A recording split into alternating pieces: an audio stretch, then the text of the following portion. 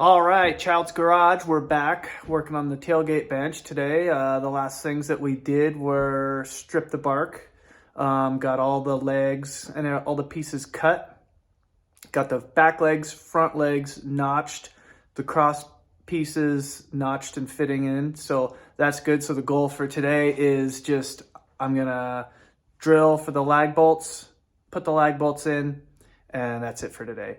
I'm gonna put them in. I'm not gonna glue anything yet. I'm gonna put them in loose, so that way when I get everything kind of together, then seeing how it wants to fit, then I will unbolt each piece separately, glue it, put it back, so that way it sits in the natural form that it wants to sit at. So let's get started.